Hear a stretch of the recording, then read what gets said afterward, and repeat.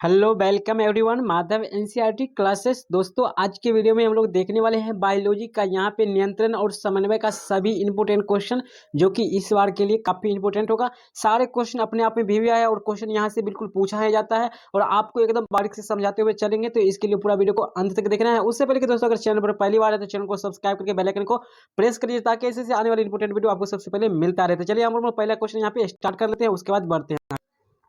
तो दोस्तों यहाँ पे पहला क्वेश्चन है, हाइड्रा में नहीं पाया जाता है। दोस्तों यहाँ पे देखिए, हाइड्रा जो होता है एक जीव होता है जिसमें अगर हम लोग जनन की बात करें तो ये यहाँ पे जो होता है मुकुलन द्वारा इसमें जनन होता है। लेकिन यहाँ पे क्वेश्चन आपको पूछा जा रहा है कि हाइड्रा में नहीं पाया जाता है, तो इसमें जो है मस्तिष्क जो है नहीं पाया जाता है, अर्थात राइट आंसर आपका हो जाएगा ऑप्शन नंबर यहाँ पे ए हो जाएगा। इसमें मस्तिष्क जो है नहीं पाया जाता है, ऑप्शन नंबर ए हो जाएगा। चलिए हम लोग आगे बढ़ते हैं। यहाँ पे 2 नंबर क्वेश्चन है आपका, दो तंत्रिका कोशिका के मध्य खाली स्थान को क्या कहते हैं। तो दोस्तों तंत्रिका जैसे कि आप लोग ऐसे बनाते होंगे, ये 5 नंबर में भी पूछा जाता है। ऐसे जो होता है तंत्रिका तंत्र, और ऐसे करके जो यहाँ पर इसके जो है बीच में जो खाली स्थान होता है जैसे ऐसे है, और यहाँ पर ये जो खाली स्थान देख रहे हैं आप लोग, इसको क्या कहते हैं। तो इसको जो कहा जाता है यहाँ पर देखिए सिनेप्स कहा जाता है। राइट आंसर आपका ऑप्शन नंबर बी हो जाएगा कि दो तंत्रिका कोशिका के मध्य खाली स्थान को क्या कहा जाता है, तो सिनेप्स कहा जाता है। ठीक है, याद रखिएगा synapse. Right answer option number आपका बी हो जाएगा। चलिए 3 नंबर क्वेश्चन हम लोग बढ़ते हैं। निम्नलिखित में कौन सा पादप हार्मोन है, यानी दोस्तों पौधों में जो हार्मोन पाया जाता है उसका नाम पूछा जा रहा है। तो यहाँ पे जो है आपका साइटोकाइनिन है। ठीक है, right answer option number D हो जाएगा। ये पादप हार्मोन है। इसी प्रकार होता है ऑक्सीजन होता है, जिबरेलिस होता है, और एक इथिलीन भी होता है, एब्सिसिक एसिड भी होता है। यानी पादप हार्मोन भी यहाँ पे 5 से 6 प्रकार का होता है। ठीक है, लेकिन आप लोग को बुक में 5 या 6 प्रकार का 6 पढ़ना है। ठीक है, जिसमें से एक हार्मोन का नाम आप लोग एनी हाउ याद रखिएगा कि क्या कहते हैं, इथिलीन का जो है उपयोग कहाँ होता है, यानी फल पकाने वाले हार्मोन का नाम पूछा जाता है तो इथिलीन होता है। तो ये बात आपको ध्यान रखना है। चलिए 4 नंबर क्वेश्चन है, कौन सी ग्रंथि अंतःस्रावी और बहिःस्रावी दोनों है। दोस्तों यहाँ पे बात कर लेते हैं कि कौन सा ग्रंथि अंतःस्रावी और बाह्यस्रावी दोनों है। तो यहाँ पे अग्नाशय हो जाएगा। ठीक है, पेनक्रियाटिक हो जाएगा। राइट आंसर आपका ऑप्शन नंबर यहाँ पे डी हो जाएगा कि कौन सा जो है अंतःस्रावी और बहिःस्रावी दोनों है, तो अग्नाशय है। चलिए 5 नंबर क्वेश्चन है, ऑक्सीजन है। दोस्तों यहाँ पर देखिए ऑक्सीजन क्या है, तो एक हार्मोन है जो क्या कैसा हार्मोन है, तो पादप हार्मोन है। ठीक है, यानी ये पौधों में पाया जाता है, ऑक्सीजन एक पादप हार्मोन है। चलिए आगे बढ़ते हैं। यहाँ पे 6 नंबर क्वेश्चन है, एक नर हार्मोन है। दोस्तों यानी एक पुरुष यानी मेल हार्मोन का नाम बताना है। तो यहाँ पे है टेस्टोस्टेरोन जो है ये नर हार्मोन है, ये जो है पुरुष में ही केवल पाया जाता है। राइट आंसर आपका ऑप्शन नंबर यहाँ पे डी हो जाएगा, टेस्टोस्टेरोन। ठीक है, टेस्टोस्टेरोन हो जाएगा जो कि नर हार्मोन है। चलिए यहाँ पे 7 नंबर क्वेश्चन है, हमारे शरीर में विभिन्न जैविक कार्यों का नियंत्रण होता है, यानी हमारे शरीर का जो भी काम होता है वो किसके द्वारा जो है नियंत्रित होता है, किसके द्वारा है, किसके पकड़ में होता है। तो ये जो होता है तंत्रिका एवं रसायनों दोनों के जो है द्वारा ये हमारे शरीर में होते रहता है। राइट आंसर आपका ऑप्शन नंबर यहाँ पे सी हो जाएगा, अर्थात तंत्रिका एवं रसायनों दोनों के द्वारा जो है हमारे शरीर में विभिन्न जैविक कार्य को ये नियंत्रित करता है। चलिए आगे बढ़ते हैं, हम लोग 8 नंबर क्वेश्चन पढ़ लेते हैं। 8 नंबर क्वेश्चन है, एब्सिसिक एसिड किस तरह का रसायन है। दोस्तों आप लोग को बताए थे यहाँ पे एब्सिसिक एसिड जो है ये क्या है, पादप हार्मोन है। ठीक है, ये क्या है आपका एक ये पादप हार्मोन है। ठीक है, और इसका काम होता है पौधे को जलाना, यानी वृद्धि को रोक देता है, यानी उसको बढ़ने से रोक देता है, अर्थात इसीलिए इसको वृद्धि रोधक हार्मोन कहा जाता है, यानी वृद्धि रोधक हो जाएगा। एब्सिसिक एसिड ऐसा हार्मोन है जो पौधों के वृद्धि को रोक देता है। ठीक है, इसका गुण में भी ये सब बात लिखना है। चलिए 9 नंबर क्वेश्चन आप लोग यहाँ पर ध्यान दीजिएगा। 9 नंबर क्वेश्चन है, ग्वाइटर अथवा घेंगा पनपता है, यानी ग्वाइटर जो रोग होता है या फिर जिसको घेंगा रोग कहता है, ये किसकी कमी से होता है। तो सिंपल सी बचपन से ही पढ़ते आते हैं कि ये आयोडीन की कमी से होता है, या फिर आयोडीन की कमी से कौन सा रोग होता है, तो घेंगा रोग होता है। चलिए 10 नंबर क्वेश्चन यहाँ पे याद रखिएगा, फूल में नर जनन भाग होता है, नर प्रजनन भाग होता है, तो यहाँ पे पुंकेसर होता है। दोस्तों कभी कभी पुंकेसर नहीं रहता है, तो इस पुंकेसर नहीं रहेगा तो यहाँ पे पुमंग हो जाएगा। ठीक है, याद रखिएगा यहाँ पे फूल का नर जनन भाग होता है, पुमंग होता है, और पुमंग के अंदर ही पुंकेश्वर आता है, इसलिए यहाँ पे पुंकेश्वर मारा हुआ है। लेकिन आपको ध्यान रखना है, ज्यादातर अब के जो है सिचुएशन में पूछा जाता है पुमंग कि फूल का नर जनन भाग क्या है, पुमंग है, और मादा जनन भाग क्या है, तो जायांग है। ठीक है, या फिर आपको अंडाशय रहता है। ठीक है, मादा क्या है, तो यहाँ पे जायांग हो जाएगा, जो कि हम लोग बोटिंग भी करवाए थे तो वहाँ पे आप लोग को पता है। चलिए आगे बढ़ लेते हैं, हम लोग बढ़ते हैं। यहाँ पे 11 नंबर क्वेश्चन है, कोशिका झिल्ली किस प्रकार की झिल्ली है? दोस्तों कोशिका झिल्ली, ये 9th वाले चैप्टर 9th के क्लास से है कि कोशिका झिल्ली किस प्रकार का झिल्ली है। तो यहाँ पे आप लोग अपारगम्य और अर्धपारगम्य में कन्फ्यूज होंगे, तो यहाँ पे हो जाएगा आपका अर्धपारगम्य हो जाएगा। राइट आंसर आपका सी हो जाएगा। ठीक है, याद रखिएगा अर्ध तब जाके पारगम्य होता है, अर्थात कोशिका झिल्ली किस प्रकार की झिल्ली है? तो एक अर्धपारगम्य झिल्ली है। चलिए 12 नंबर क्वेश्चन है आपका यहाँ पे, प्रतिवर्ती चाप कहाँ बनते हैं? तो दोस्तों यहाँ पर देखिए प्रतिवर्ती चाप कहाँ पे बनते हैं, काफ़ी अच्छा क्वेश्चन है। तो प्रतिवर्ती चाप जो है ये जो है बनता है आपको मेरुरज्जु में बनता है। ठीक है, मेरुरज्जु जिसको नोटोकार्ड कहते हैं उसमें बनता है। राइट आंसर आपका ऑप्शन यहाँ पे ए हो जाएगा। ठीक है, ए ऑप्शन हो जाएगा मेरुरज्जु में।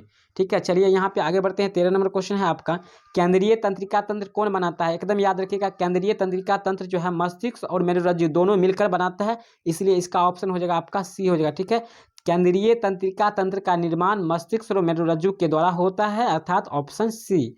चलिए यहाँ पे 14 नंबर क्वेश्चन है, मेरुरज्जु की रक्षा कौन करता है, यानी उसका सेफ कौन रखता है? तो यहाँ पे याद रखिएगा कशेरुक दंड होता है। ठीक है, जो कि पीछे स्थित होता है, अर्थात ऑप्शन नंबर आपका सी हो जाएगा कि मेरुरज्जु की रक्षा जो करता है कशेरुक दंड करता है।